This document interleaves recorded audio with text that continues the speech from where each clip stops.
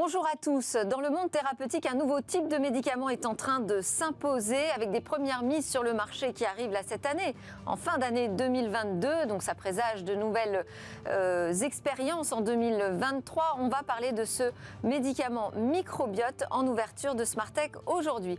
Et puis on fera un point sur les drones, où en est le transport, où en est la livraison par drone, avec en perspective ces JO 2024 où normalement on attend des projets d'envergure dans ce domaine. En deuxième partie de Smartech, on parlera de ces progrès de l'intelligence artificielle dans le domaine de la conversation avec ChatGPT qui fait beaucoup parler de lui. Et on terminera par notre chronique Où va le web avec une annonce de Sony PlayStation et l'arrivée des NFT dans les jeux. Mais d'abord, donc vous l'avez compris, on parle de 2022, cette année qui est un tournant pour les médicaments microbiotes.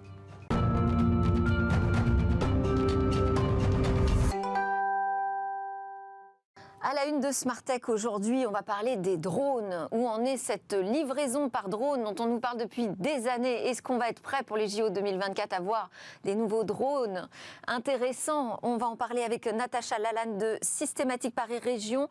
Vous aurez avec vous un autre expert, mais lui qui est à distance et qui va nous rejoindre pour faire le point un peu sur l'avancée dans ce secteur.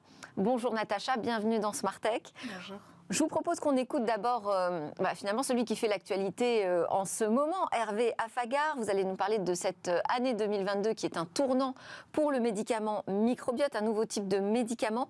Je rappelle d'abord que vous êtes le directeur général et cofondateur de MaaT Pharma, première société qui développe des médicaments microbiotes et qui a été cotée à Euronext. Donc on voit l'importance que ce sujet prend. J'aurais déjà qu'on réexplique pas d'abord le médicament microbiote, mais d'abord le microbiote. Bien sûr, c'est important. Donc, le microbiote, en fait, pour caractériser ce que c'est environ 250 espèces bactériennes. Je vais parler du microbiote intestinal. Le microbiote peut être partout. C'est celui dont on parle le plus souvent, d'ailleurs, le microbiote intestinal. Exactement, parce qu'en fait, c'est le plus riche. Ouais. Et vous allez aussi comprendre, il a un rôle très important sur la santé humaine, puisque c'est 250 espèces bactériennes qui représentent 1,5 kg. Si on vous l'enlève, il y aura 1,5 kg en moins. Et surtout, il y a 600 000 gènes. Donc, il faut bien avoir en tête que les génomes humains comporte environ 23 000 gènes. Ici, on parle de 600 000 gènes. Et donc, ce microbiote intestinal est en connexion permanente avec la partie haute, la partie humaine, et notamment les cellules immunitaires. À peu près 80% des cellules du système immunitaire sont dans l'intestin. Donc ce microbiote est en connexion permanente avec ce système immunitaire.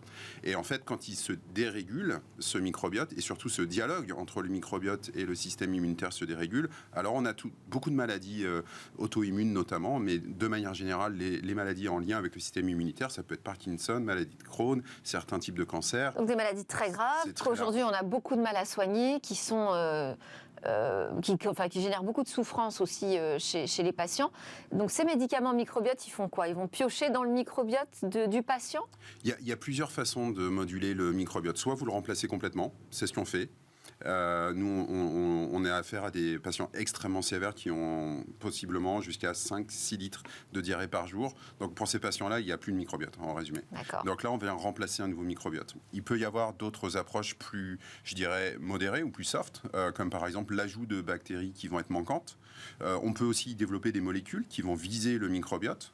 Donc, par exemple, pour développer des technologies anti-adhésives en maladie de Crohn, que certaines bactéries ne viennent pas s'accrocher à l'intestin pour avoir leur effet délétère. Donc en fait, il y a plein de modalités. On est, comme vous le disiez en introduction, le microbiote, on est à l'aube d'une révolution médicale et les modalités sont très nombreuses. Pour autant, je vous disais qu'on entend souvent de plus en plus parler du microbiote intestinal parce qu'on trouve en pharmacie maintenant des produits qui nous proposent des produits qui permettent de réguler ce microbiote. Quelle est la différence avec l'arrivée d'un médicament microbiote ?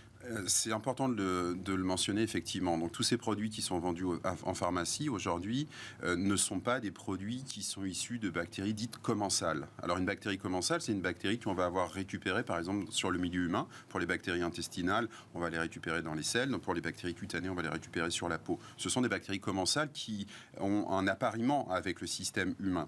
Les bactéries que vous trouvez dans les probiotiques en pharmacie, ça peut être des bactéries récupérées dans le lait, dans des matières végétales, dans des champignons. Il peut y avoir tout un tas de choses qui vont avoir un effet aussi sur le microbiote intestinal. Mais on n'est pas dans le domaine de la bactérie commensale et on ne peut pas capturer cet appariement justement qui existe entre les bactéries commensales et notre système humain. Donc c'est assez différent et d'ailleurs ces produits ont en général pas le statut de médicament parce qu'ils n'ont pas fait l'objet de claims thérapeutiques, c'est-à-dire il n'y a pas de revendication thérapeutique. Nous faisons des médicaments. C'est quoi? C'est plutôt du bien-être? C'est vu comme du bien-être d'un point de vue réglementaire, effectivement, du complément alimentaire. Nous faisons des essais cliniques avec des critères d'évaluation qui sont en lien avec la santé. Alors justement, ce week-end, vous aviez un événement avec des annonces importantes, de nouveaux résultats très positifs sur vos médicaments. Effectivement, on a une partie de mon équipe et des médecins qui étaient à la Nouvelle-Orléans, en Louisiane, pour le congrès annuel de l'onco-hématologie. Donc on parle ici des cancers sanguins, leucémie, myélome, lymphome principalement. Et on a communiqué des résultats très encourageants sur les 2 produits qui sont actuellement à l'essai sur l'homme, c'est-à-dire en clinique. Donc c'est la 5e année d'affilée qu'on présente des données à cette grande conférence annuelle. On a eu un retour absolument exceptionnel. Et pour vous donner une idée, au-delà de MaaT Pharma, il y avait plus de 80 présentations sur le microbiote à cette conférence. Donc en fait, vraiment, le microbiote en oncologie est en train de faire une percée absolument importante dans l'intérêt des patients. Et en quoi c'est le développement d'une nouvelle technologie? Si vous êtes dans Smart Tech, ça nous intéresse de comprendre qu'est-ce que la recherche a réussi à mettre en place pour développer des nouveaux médicaments. Où étaient les freins? Quelles étaient les barrières? Alors, en fait, il y a une barrière technologique très importante, mais avant ça, je voudrais revenir un petit peu, il y a 20 siècles. Déjà, la médecine chinoise faisait ce qu'ils appelaient la yellow soup. Et en fait, on enterrait les selles d'un enfant quand il était jeune, et quand il était malade, on les lui redonnait pour justement ensemencer sa flore intestinale. Donc finalement, on n'a rien inventé, mais on a oublié plein de choses. Pourquoi on est passé de cette approche empirique à l'époque à quelque chose de maintenant plus contrôlé? C'est parce qu'en fait, dans les années 2010, il y a eu l'avènement des techniques de séquençage, et notamment on a récupéré tous les outils de séquençage du génome humain pour les appliquer au génome bactérien. Et à partir de là, dans le microbiote intestinal, il faut savoir que 80% des cellules ne résistent pas à l'oxygène. Donc quand on les met dans une boîte de pétri, typiquement, c'est fini, elles disparaissent, on ne peut plus les étudier. Mais grâce aux techniques de séquençage, on peut récupérer l'ADN et comprendre justement ce qui exprime les gènes, etc. Et donc, on a tout un champ de 80% de matière noire qui s'est ouvert à nous à partir des années 2010. Et pour vous donner une idée, à l'époque, on avait 3 millions de gènes pour caractériser le microbiote en termes de catalogue. Aujourd'hui, on est à 20 millions. Donc ça continue, on continue encore à découvrir et à explorer cette matière noire. Et là, quand vous parlez de séquençage, moi, ça me fait penser aussi à cette période Covid qu'on a vécu et qui a accéléré énormément aussi le travail de séquençage d'ADN. Aujourd'hui, c'est beaucoup moins cher aussi. Complètement. En fait, nous, par exemple, ça coûtait 1 200 € quand j'ai commencé en 2014. Aujourd'hui, on est autour de 100 €. Et pour faire le parallèle avec le Covid, ce que moi j'observe, c'est que les moyens hardware, matériels, il y a des gros moyens qui ont été mis pour aller plus vite dans le séquençage des virus ARN initialement. Mais maintenant, les plateformes hardware sont là et ça va beaucoup plus vite. Maintenant, on peut avoir en moins d'une semaine un retour, un séquençage. On va peut-être donner un peu plus de précision sur les résultats et la manière dont les médicaments microbiotes sur lesquels vous travaillez permettent d'améliorer la vie des patients. Donc aujourd'hui, vous travaillez sur 2 maladies. On a plusieurs maladies. On a 3 maladies exactement avec 2 produits. D'accord, 2 produits. C'est ça que j'avais repéré en fait.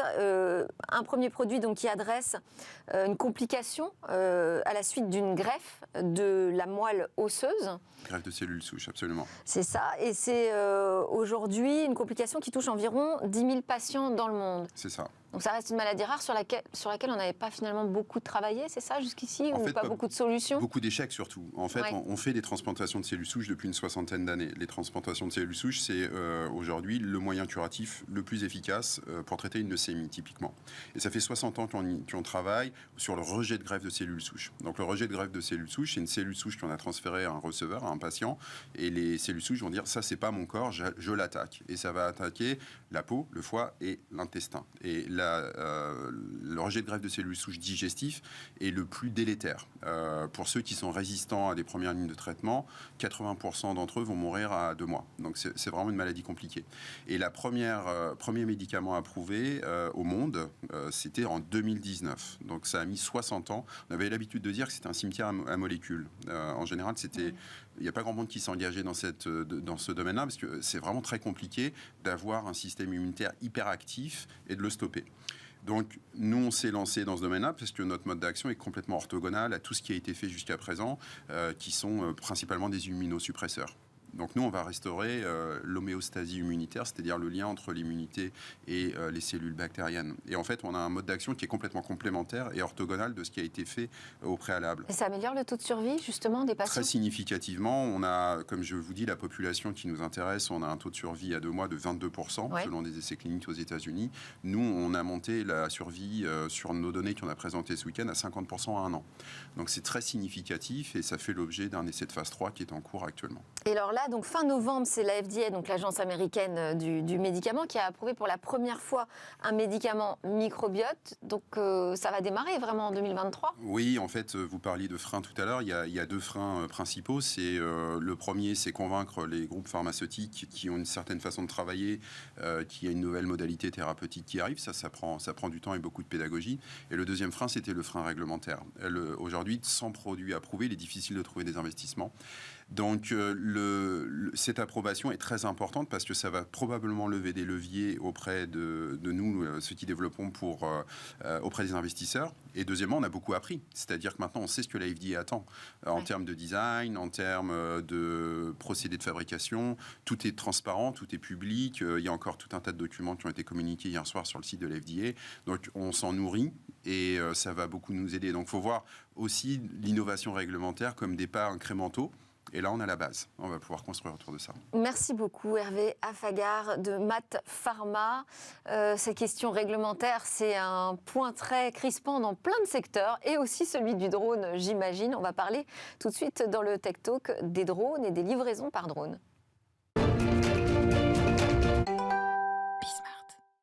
Alors, transport, livraison par drone, est-ce que ça avance ? Est-ce qu'on va être prêt pour ces JO de 2024, avoir plein de drones ? Et est-ce qu'on en a envie aussi ? C'est une question qu'on va poser à 2 experts. La première, c'est Natacha Lalanne qui est en plateau avec moi, passionnée d'aéronautique évidemment, ancienne militaire, coordinatrice du hub drone de Systématique Paris Région, c'est le pôle européen des deep tech.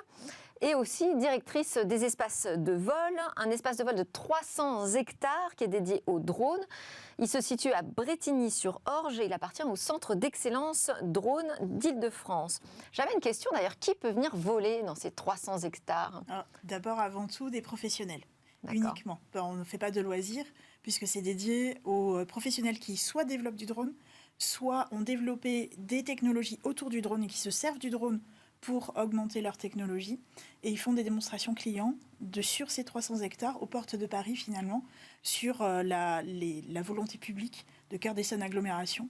Donc on a cet asset très important pour tous ceux qui travaillent sur le drone. Donc ils peuvent venir tester leurs nouveaux engins. C'est ça. Voir comment ils réagissent. Ok.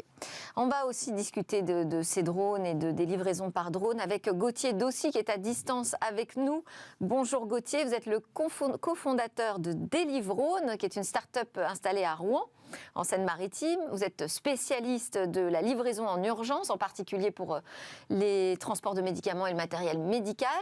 Vous avez participé d'ailleurs à une démonstration de vol de drone cet été, j'ai vu ça.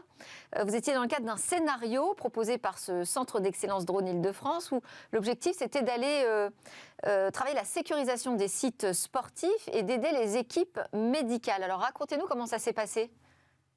Oui, bonjour. Alors ce scénario, l'objectif, qu'est-ce qu'on cherche à faire ? Ce qu'on cherche à faire, c'est améliorer le taux de survie post-arrêt cardiaque. C'est ça l'objectif. Et notre solution pour atteindre cet objectif, c'est d'utiliser des drones pour livrer et litroyer en urgence un défibrillateur là où le patient en a besoin. Et comment ça s'était passé avec le drone ? Effectivement, l'objectif à ce moment-là, c'était vraiment de simuler un événement sportif dans lequel, au cours de lequel malheureusement il y a une personne qui subit un arrêt cardiaque. On l'a vu dans des stades de foot par exemple, donc ça peut arriver à tout moment. Et là, le drone, en quelques secondes, est capable de décoller et de livrer, de d'élitroyer un défibrillateur au plus proche du patient, en quelques secondes, piloté par les services d'urgence directement. Donc c'est ça qu'on est capable de faire aujourd'hui pour ne pas avoir, pour s'occuper du patient le plus vite possible. Bon, et ça s'est bien passé donc? Parce que j'ai vu qu'il y avait aussi un radar de surveillance anti-drone. Donc est-ce qu'il a fallu passer sous les radars, j'allais dire, de la surveillance? Oui, en fait, le principe, c'est qu'il y a des drones labellisés, amis, on va dire, et des drones qui sont pas là pour le bien public, on va dire. Du coup, de ce fait-là, nos drones sont autorisés, là où, bien entendu, d'autres drones ne le sont pas. Bon, donc oui, alors ça a été une des complexités, j'imagine, et ça en sera une pendant les JO 2024. Je voulais préciser qu'est resté également avec nous en plateau Hervé Affagar, le directeur général et cofondateur de MaaT Pharma. On a parlé avec vous du lancement, de l'arrivée de ces nouveaux médicaments microbiotes. Là, vous êtes dans un domaine totalement différent, le domaine des drones, mais bien évidemment, si vous avez des questions, vous pourrez les poser à nos experts. On partage le même sens de l'urgence. Absolument. Alors, déjà, ces JO 2024, est-ce que ça promet vraiment d'être un grand moment pour les drones, un grand moment de démonstration? Alors oui, évidemment, puisque les startups françaises ont plein d'idées et il y a de plus en plus de drones et surtout faire connaître au grand public en quoi le drone peut changer l'existence. On a des cas d'usage très différents. On va de l'agriculture à la sécurité en passant par des traitements comme fait Gauthier, de livraison, par d'autres cas d'usage. Et il faut faire connaître tout ça au grand public, puisque malheureusement, avec la guerre en Ukraine, les drones n'ont pas toujours bonne image et bonne presse. Et donc, il faut changer tout ça, sachant que, encore une fois, on a des tests de drones, par exemple, pour améliorer l'agriculture, faire une pulvérisation au plus proche de la plante qui permet d'éviter des litres d'eau. Donc on a aussi cette démarche écologique dans le drone, donc c'est très très très important. Et sur le transport, puisque c'est un peu notre sujet du jour, le transport par exemple, la Poste a fait des tests en zone des yeux pas trop urbaine, on va dire ça comme ça, voire même isolée, pour pouvoir apporter des colis ou des médicaments, donc dans le sujet qui nous intéresse, des médicaments à des gens qui sont complètement isolés. Ça a aussi servi, lors des inondations en Italie, de pouvoir, quand il y a eu des routes complètement coupées, de pouvoir apporter de l'aide d'urgence directement aux personnes qui étaient isolées de l'autre côté, qui n'avaient plus à manger ou plus de médicaments. Excusez-moi de revenir sur les JO 2024, mais parce qu'on m'annonce tellement que ça va être un moment fort pour les drones. Est-ce que la filière française, elle est vraiment positionnée sur ce moment? Est-ce qu'elle sera présente ou est-ce qu'on va avoir des drones un peu partout, mais peut-être pas beaucoup de Français? Alors non, la filière française se développe beaucoup. D'ailleurs, il y a le projet Parade dont on parle régulièrement dans les journaux, que c'est la lutte anti-drone. C'est ceux qui ont fait des démonstrations lors du démodé qu'on a organisé au mois de juillet. Ils sont justement sur le centre d'excellence drone d'Île-de-France, donc à Brétigny, et ils font la lutte anti-drone. Ils sont capables, à l'heure actuelle, de capter si on a des drones amis, si on a des drones ennemis, et de pouvoir localiser les télépilotes, et de pouvoir même appréhender les personnes qui seraient susceptibles de pénétrer l'espace aérien interdit. Gauthier, sur cette aide que vous pouvez fournir aux équipes médicales, comment ça s'organise justement avec eux? Parce que ce n'est pas juste une question de transport volant et rapide, il faut se coordonner avec ces équipes médicales. Comment vous travaillez ensemble? Alors, la plateforme qu'on a mise en place, elle se veut la plus simple possible pour les urgentistes et les services d'urgence. Et en fait, la plateforme est connectée directement à leur logiciel informatique et au dispatch. C'est-à-dire que quand le dispatch a un appel et une suspicion d'arrêt cardiaque, le dispatch envoie automatiquement une ambulance. De toute façon, il le fait. Et en même temps, en un clic, il envoie également le drone.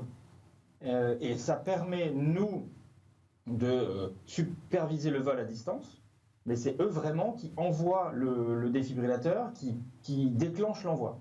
Donc tout est fait de façon extrêmement coordonnée, de façon à ce que les services d'urgence, en fait, ils ont ils ont une opportunité supplémentaire de sauver quelqu'un. C'est ça l'objectif.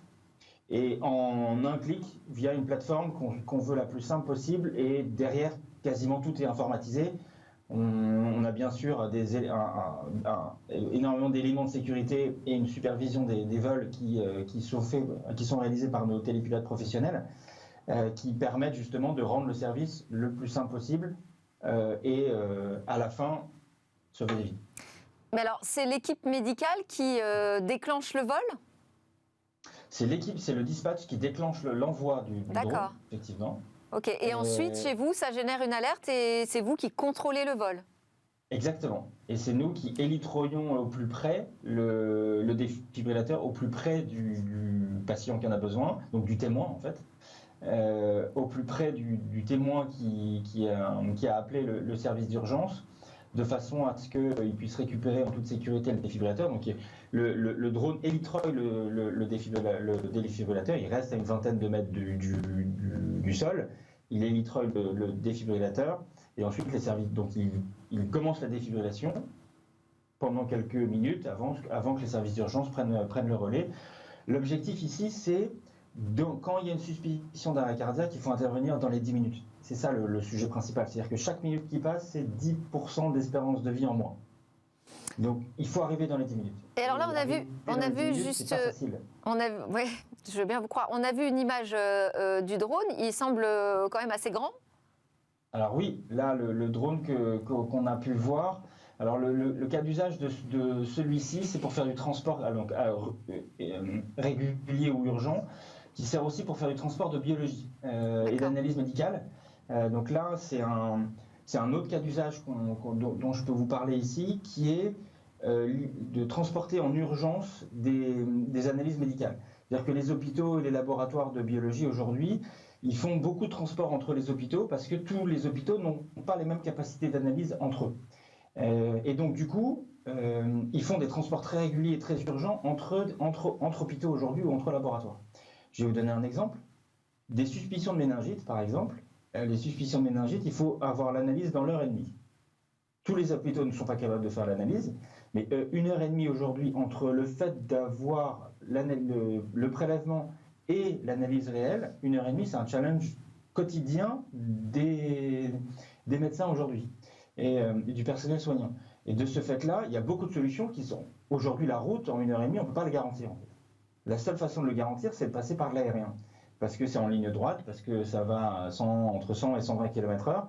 Et du coup, on est capable de relier des hôpitaux entre eux de façon extrêmement rapide. Et donc, à la fin, de pouvoir faire en sorte que l'analyse sur la méningite, et je donne un exemple ici, l'analyse sur la méningite, on est capable d'intervenir et donc de faire l'analyse en 1h30. Et donc de sauver un patient, parce que dans ce cas-là, chaque seconde compte. Matt Pharma, vous regardez ce qui se passe du côté des drones ? Est-ce que c'est un sujet qui peut un jour en fait, s'imposer aussi ? C'est assez rigolo parce que...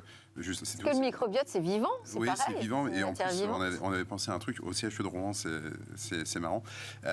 En fait, nous, à un moment donné, on a besoin de récupérer des selles pour en extraire le microbiote, et on avait imaginé, effectivement,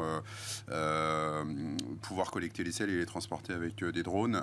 On n'a pas le même sens de l'urgence qu'une crise cardiaque, un AVC ou des choses comme ça. Donc, on a laissé tomber parce que là, il nous semblait que réglementairement, c'était compliqué, notamment pour obtenir les fréquences, etc.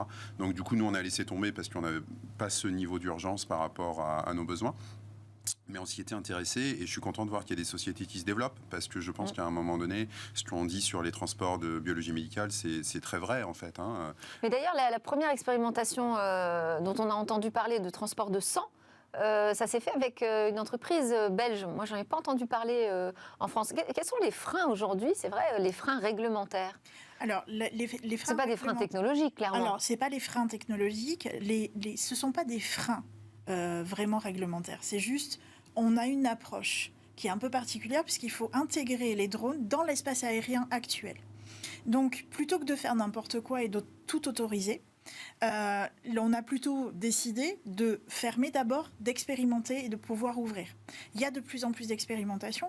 Donc là, justement, ce centre d'essai qui n'existe nulle part ailleurs, ça permet d'avoir des données de pouvoir les fournir à la Direction générale de l'aviation civile, puisque je travaille avec eux en étroite collaboration, et de leur dire, voilà, c'est bon, ça fonctionne, on va pouvoir passer à autre chose. Donc petit à petit, on ouvre des possibilités, tellement bien qu'en janvier, l'année prochaine, nous allons ouvrir des couloirs aériens dédiés aux drones, donc les 30 premiers kilomètres. Et on ce sera où? C'est de Brétigny.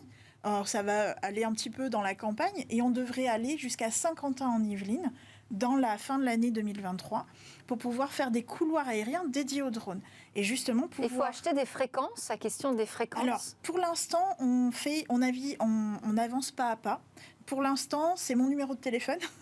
Et donc, je suis en relation directe avec les espaces aériens supérieurs pour pouvoir gérer. C'est ce qui se passe sur l'espace de Brétigny à l'heure actuelle, où à chaque fois que si quelqu'un veut survoler, c'est moi qui suis appelée pour pouvoir mettre les drones à terre s'il y a besoin. Mais on avance vraiment, on va vers quelque chose d'une avancée pour les espaces aériens. Mais si demain, une entreprise a besoin justement d'utiliser ce transport par drone, est-ce qu'elle doit acheter des fréquences, déclarer auprès de l'ARCEP, le régulateur des fréquences? Elle va déposer d'abord sa demande et elle doit faire un dossier qu'on appelle SORA. C'est un acronyme pour dire que c'est un dossier d'étude de risque. Donc, c'est l'entreprise qui doit faire elle-même son étude de risque. D'accord. C'est là où c'est un peu difficile pour les petites entreprises.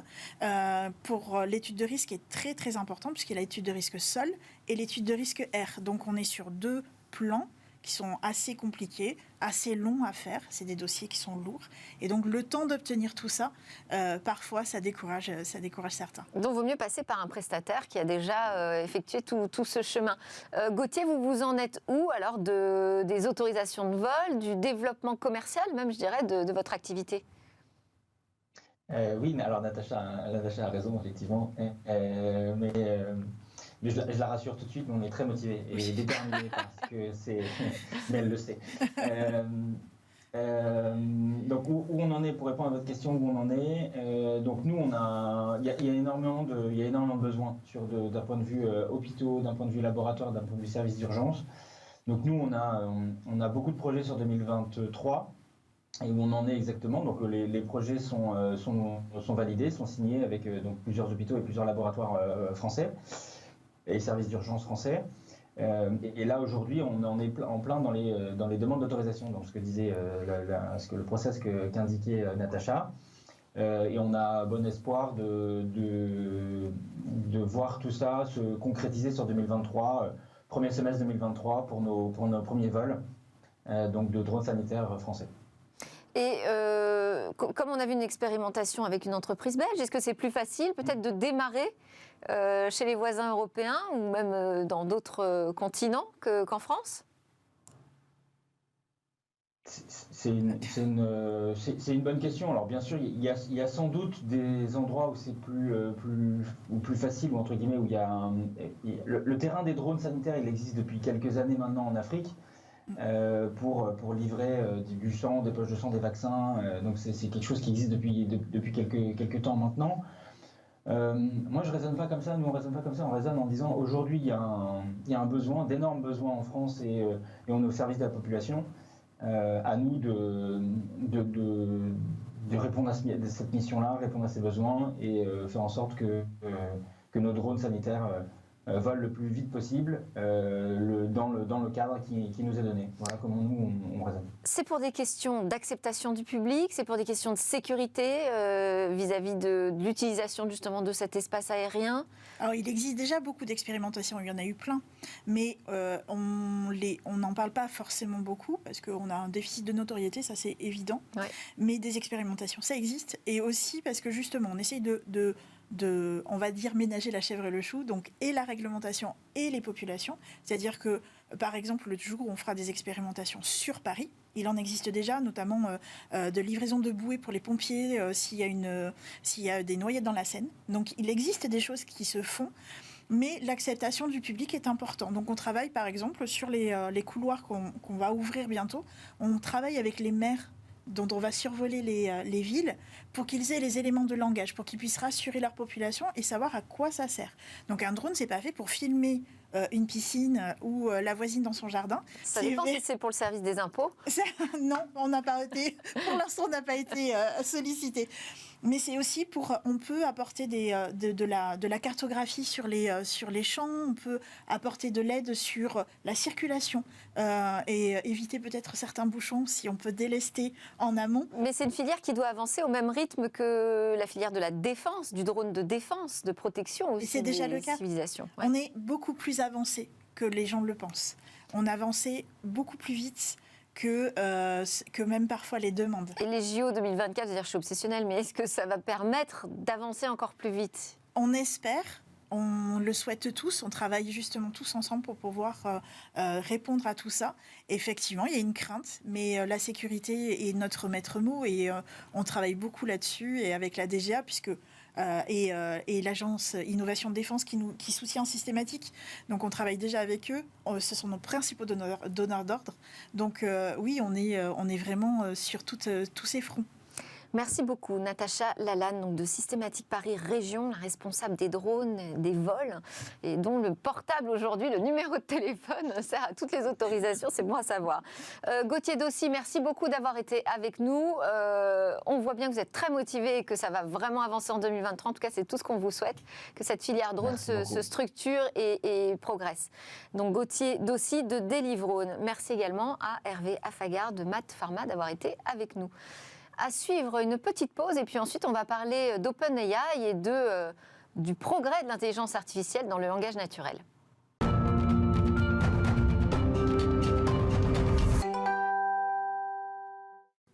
Vous êtes de retour sur le plateau de Smart Tech, c'est la deuxième partie qui démarre, deuxième et dernière partie déjà de Smart Tech, votre émission sur le numérique et l'innovation.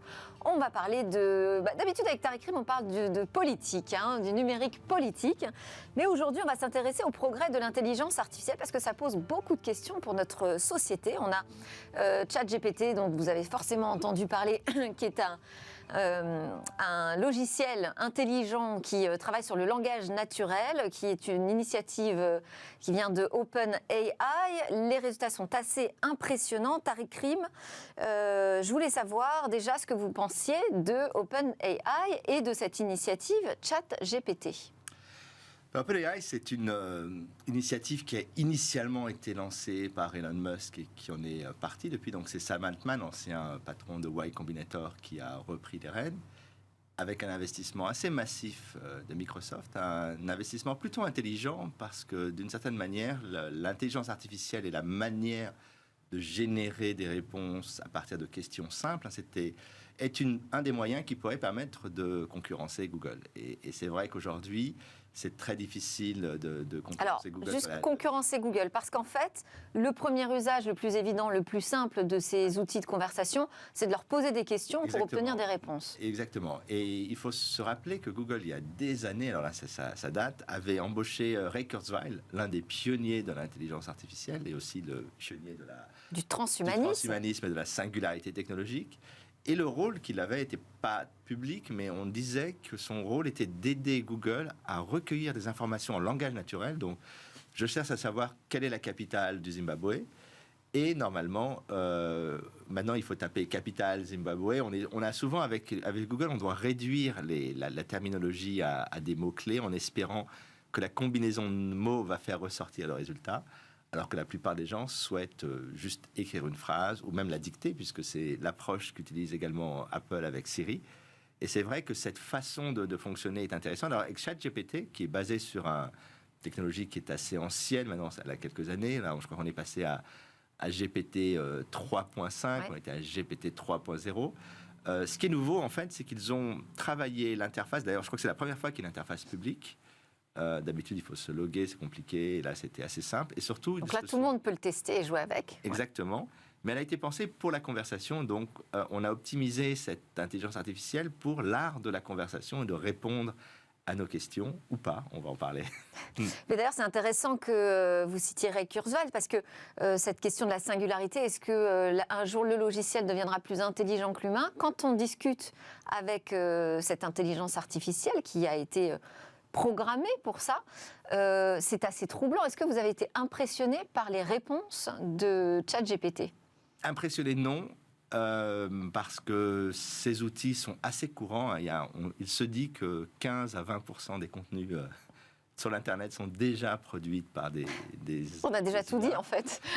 Alors, ce qui est drôle, c'est qu'en fait, les gens trouvent que quand une IA écrit un article, c'est plus structuré, donc les gens préfèrent, et puis surtout, il n'y a pas de faute d'orthographe. Donc, il y a cette idée déjà qu'on utilise ça. Mais moi, ce qui me déçoit ou ce qui m'inquiète, en fait, on en parlait, cette espèce d'encerclement cognitif où finalement les réponses que l'on a correspondent à des points de vue majoritaires, voire des points de vue politiques dominants, pour ne pas dire américains. Dans certains cas, j'avais tapé sur des sujets importants des mots-clés avec ChatGPT. Et les réponses que j'ai eues sont celles de l'OCDE, du département d'État américain. Et donc, d'une certaine manière, on peut se demander si dans la manière dont on va entraîner ces intelligences artificielles, on ne va pas avoir en fait des contenus, tous les contenus qui sont un peu underground, comme on pourrait dire, vont disparaître et on rentre dans une forme de mise au pas cognitive. Et ça m'inquiète un peu. Donc une forme de domination cognitive, en plus, avec face à un logiciel, peut-être qu'on se sent moins autorisé à le critiquer, à remettre en question. C'est la fameuse phrase d'Asimov, toute technologie, quand elle devient très bonne, est complètement indissociable d'une forme de magie. Et pour beaucoup de gens, alors surtout avec une injonction depuis 10 ans à nous raconter pas mal de bêtises sur l'intelligence artificielle, que ça va tout remplacer, que c'est fantastique. Alors, ce qui est intéressant avec le texte par rapport à l'image, c'est que DALL-E, c'est l'équivalent de ChatGPT. Vous tapez une phrase et ça vous génère une image. Au départ, tout le monde était super impressionné. Ouais. Et aujourd'hui, des études montrent que les gens n'ont pas beaucoup de créativité. Donc, tous les contenus se ressemblent. Et ce qui devait être un changement radical et remplacer les designers, en fait, on se pose des questions. Maintenant, ça va devenir un outil de plus dans le Photoshop des designers. Par contre, le texte, c'est vrai que c'est un outil incroyable pour les gens qui ne maîtrisent pas forcément tous les codes de la communication. Mais ça pose aussi une question très intéressante. C'est une question que Ben Thompson... sur son blog posé, c'est est-ce qu'on passe d'un monde où les gens écrivent les contenus, les produisent, ou à un monde où on génère des contenus et ensuite on les édite. Donc on passerait d'un métier de créateur, de rédacteur, de journaliste, à un métier d'éditeur. Il y a sans doute un peu des deux, Tariq Krim. Il y a parfois des activités intellectuelles qui peuvent être plus facilement automatisables que d'autres. Alors c'est là où peut y avoir des business models intéressants aussi. Hein. Oui, mais qui sont déjà un peu exploité avec GPT, puisqu'on a une des choses que les gens dans le marketing trouvent fantastique, c'est que GPT peut écrire les fiches produits automatiquement. Donc on n'a plus besoin d'embaucher des gens, on le dit, écris-moi les fiches pour ces 25 produits, ouais. Et on a des choses qui sont plutôt pas mal. Mais la question qui se pose, c'est qu'on est dans un monde où aujourd'hui on a tellement trop d'attention, on est déjà au maximum de ce qu'on peut faire sur son mobile, sur ses réseaux sociaux, on a très peu de temps. Est-ce qu'on doit artificiellement construire une couche de contenu supplémentaire totalement artificielle, ou est-ce qu'on ne devrait pas revenir à des choses plus profondes, passer plus de temps en qualité? On l'a vu dans le streaming, par exemple, depuis 4 ans, là, enfin, avec la pandémie aussi, explosion des offres, il n'y a jamais eu autant d'argent, et on se rend compte que les gens n'ont pas le temps de tout regarder, que les gens sont en train de se désabonner. C'est d'ailleurs pour ça que Netflix et Disney réfléchissent à des versions gratuites. Et donc, cette idée de multitude de contenus est, à mon avis, plus un fantasme des créateurs. Et puis après, il y a la question du business model, parce que générer l'IA, générer des choses comme GPT, ça coûte très cher. Il faut acheter des puces NVIDIA. Ces puces, maintenant, sont en pleine phase. On est en pleine guerre économique, voire guerre militaire avec la Chine. On leur interdit de les avoir. On a peur que l'IA puisse décoder un jour les codes secrets des militaires américains. Donc on a aussi à côté de ça tout un environnement géopolitique qui est intéressant, et puis la question de la cybersécurité. Si demain GPT Chat écrit les emails de phishing personnalisés, ouais. On aura des taux de clics beaucoup plus importants, et donc il y a tout un monde aussi qui est moins... dont on a moins envie, qui s'ouvre à nous. Et puis on ne sait pas qui parle, parce que quand même derrière ces IA, il y a des ouais. programmations, il y a des sources de données qui ont été injectées. Il y a des gens, parce qu'on l'oublie, on dit ouais. que l'IA c'est un truc extraordinaire, fantastique, absolu, mais il y a des millions de gens sur la planète qui corrigent, qui passent leur journée à corriger les erreurs d'IA pour Amazon, pour les grands groupes. Mais là, on n'a pas la signature en bas de l'article pour savoir finalement à qui on s'adresse. Oui, alors quand ces économistes qui ne signent jamais ces articles, on a en tout cas une identité, on ouais. a une forme d'expertise éditoriale. Là, c'est vrai qu'on est maintenant dans un monde où on ne sait plus si le contenu a été généré artificiellement ou si c'est un véritable humain, et ça pose effectivement un vrai souci. Merci beaucoup Tariq Rim pour toutes ces réflexions que vous partagez avec nous régulièrement dans Smart Tech. Tariq Rim de codesouverain.fr. À suivre, où va le web ? Dans cette chronique, on va s'intéresser à l'arrivée des NFT dans les jeux vidéo, en particulier sur PlayStation. Bientôt des NFT intégrés à vos jeux PlayStation. C'est en tout cas l'objectif du géant du gaming Sony et de sa course au Web 3. Et c'est par le biais d'un brevet que Sony a fait part de ses ambitions. Implanter donc des NFT dans ses futurs jeux vidéo. On peut déjà, dans certains jeux, même si c'est très rare, s'échanger des objets entre joueurs. Mais ici, en plus de se les échanger, de se les vendre, on les rend uniques. Et pour le moment, dans les jeux vidéo traditionnels, il n'y a aucun moyen de différencier les objets entre eux. C'est donc tout l'intérêt de la blockchain et des NFT, authenticité et unicité. Quelle blockchain va-t-il utiliser ? Rien n'est précisé pour l'instant dans le brevet. Et ces NFT pourront représenter toutes sortes d'objets en jeu, des personnages, leur équipement, des images, des enregistrements audio et des vidéos. Petit bémol tout de même, l'intégration des NFT dans l'univers du jeu vidéo fait encore débat. Plus que débat, même le concept même semble aujourd'hui rejeté par la majorité des gamers. Plusieurs éditeurs sont d'ailleurs déjà revenus sur leur décision d'intégrer des NFT, notamment Ubisoft. Le défi n'est donc pas ici technologique, mais plutôt psychologique. Comment convaincre ces joueurs d'utiliser des NFT ? La solution se trouve alors peut-être du côté des célébrités. Les fans, c'est bien connu, sont friands d'objets associés aux stars du sport. Sony va donc se concentrer sur des objets spécifiques, des objets que les joueurs aimeraient avoir. Il compare par exemple ces NFT avec des balles de baseball signées ou frappées par des stars du baseball comme Babe Ruth. Sony a donc l'air convaincu que les NFT sont une réelle opportunité pour les éditeurs de jeux vidéo. Ce n'est pas d'ailleurs le premier brevet déposé par le géant du jeu vidéo dans le Web 3. Il avait déjà, en mai dernier, signé un partenariat avec Theta Labs pour créer des NFT visualisables en 3D. Et voilà, c'était Smart Tech. Merci à tous de nous suivre avec régularité chaque jour sur la chaîne Bismart, en podcast également, en replay sur le web et les réseaux sociaux. Merci beaucoup à Tariq Rim pour ses réflexions dans Smart Tech. Tariq Rim qui porte le projet codesouverain.fr. Je vous souhaite une excellente journée. À demain.